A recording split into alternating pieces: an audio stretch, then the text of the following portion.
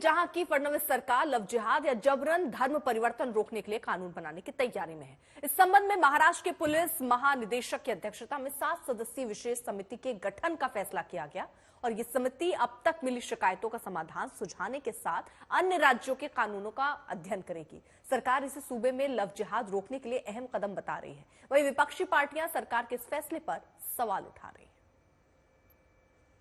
पूरे देश में लव जिहाद की घटनाएं बहुत बढ़ गई है और खास करके महाराष्ट्र मुंबई के अंदर जो पिछले कई समय की घटनाएं हैं, मैं आपको लिस्ट पढ़ के सुनाना चाहता हूं।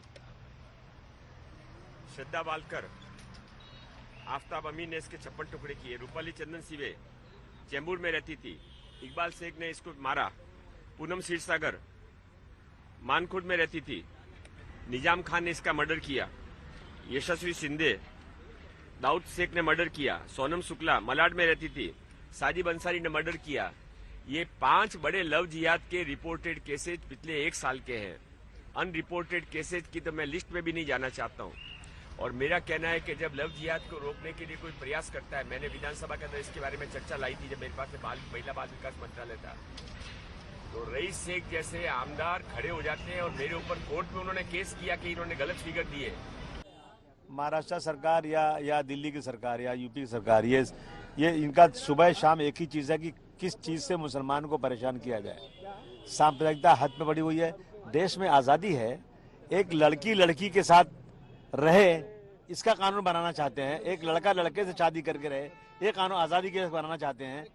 और लिविंग रिलेशन में लड़की रह सकती है किसी के साथ, आजादी इतनी देना चाहते हैं। और जो 18 साल की उम्र के बाद अपनी मर्जी से शादी करे, अपनी मर्जी से अपना धर्म चुने, उसमें पाबंदी लाना चाहते हैं। हमें कोई एतराज नहीं बना है, जो बनाना है।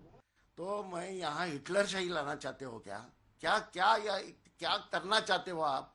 मेरे घर में बहुत सारे लोग हैं, क्योंकि महात्मा ज्योतिबा फुले ने हमें कहा है कि एक घर में, एक घराने में एक मुसलमान हो सकता है, एक भाई मुसलमान हो सकता है, एक हिंदू हो सकता है, एक क्रिश्चियन हो सकता है, एक सिख हो सकता है, एक पारसी हो सकता है।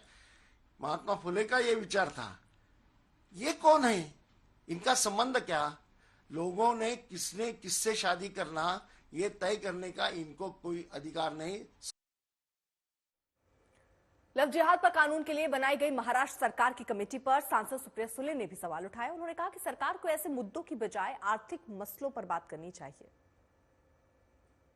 ये देश लोकतंत्र है और एक सशक्त लोकतंत्र में कौन किससे प्यार करेगा, शादी करेगा, इसका अंतर्गत मामला होता है, पहली बात। और अब मोदी जी अब अमेरिका से कल ही आए, आपने देखा होगा, पढ़ा होगा कि नए टैरिफ्स लगाए हैं अमेरिकन सरकार ने, और उसके कारण हमारे देश पे बड़ा इम्पैक्ट होने वाला है।